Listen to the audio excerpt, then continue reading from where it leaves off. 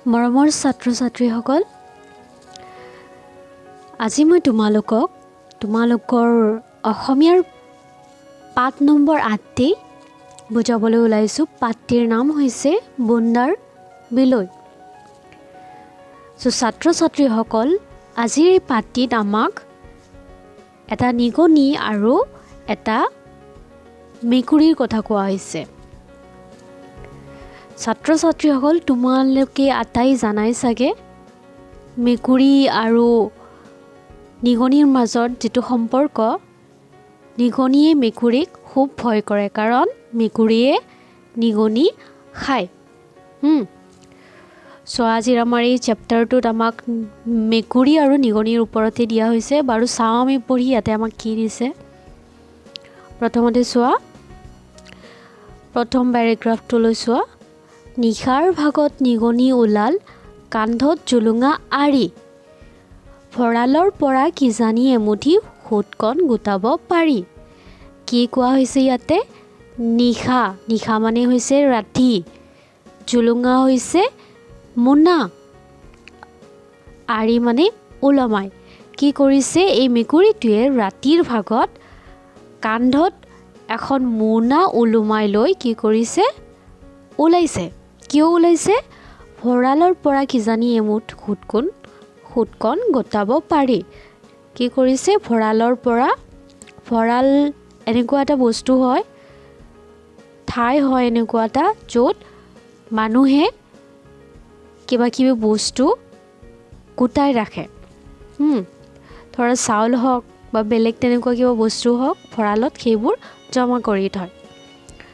সেই ভঁৰালৰ পৰা এমুঠি সোঁতকণ গোটাবৰ কাৰণে, এমুঠি খোৱা বস্তু যোগাৰ কৰিবলৈ ৰাতিৰ ভাগত এই নিগনিটোৱে কান্ধত এখন মোনা ওলোমাই লৈ গৈছে। তাৰপিছত আমাক কি দিছে চাওঁ আমি 2 নম্বৰ পেৰেগ্ৰাফটোত। এইটো আমাক, বুন্দা আছিল লুলিৰ আঁৰত চিকাৰ ধৰিবলৈ, আহাৰ বিচাৰি পেলিঙা নিগনি তাতেই ওলাই গ'ল। বুন্দা মানে হৈছে এই যিটো মেকুৰী, বুন্দা মেকুৰী। সেইটো ক'ত আছিলে? যিটো ভঁৰাল আছিলে বা দুলি আছিলে, তাৰে আঁৰত কি কৰিছিল? চিকাৰ কৰিবলৈ। চিকাৰ কৰি কি কৰিব? মানে কিবা এটা খাবলৈ, চিকাৰ কৰিবলৈ সেই ভঁৰাল বা দুলিটোৰ আঁৰতে কি কৰিছিল? ৰৈ আছিল। আহাৰ বিচাৰি পিলিঙা নিগনি তাতেই ওলাই গ'ল। এই নিগনিটোৱে যে কান্ধত মোনালৈ ওলোমাই গৈছিল আহাৰ বিচাৰি, সি ক'ত গৈছিল? সেই ভঁৰাল বা দুলিটোৰ আঁৰতেই গৈ ওলাইছিল। ক'ত ওলাইছিল? য'ত বুন্দা মেকুৰীটোৱে চিকাৰ ধৰিবৰ কাৰণে ৰৈ আছিল। এতিয়া আমি 3 নম্বৰ পেৰেগ্ৰাফটোলৈ চাওঁ। এইটো, সন্মুখত দেখি নিশাৰ ভোজন জিভা কৰে লৰফৰ, থাপ মাৰোঁতেই তৰা নৰা ছিঙি নিগনি মাৰিলে লৰ। কি কৰিছে?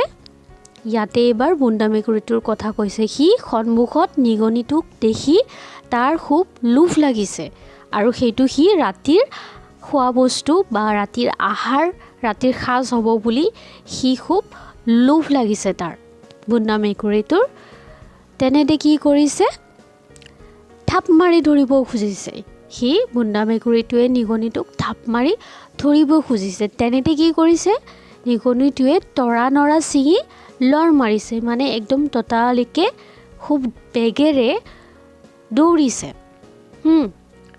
তাৰপিছত আমাক 5 নম্বৰ পেৰেগ্ৰাফটিত কি দিয়া হৈছে আমি চাওঁ।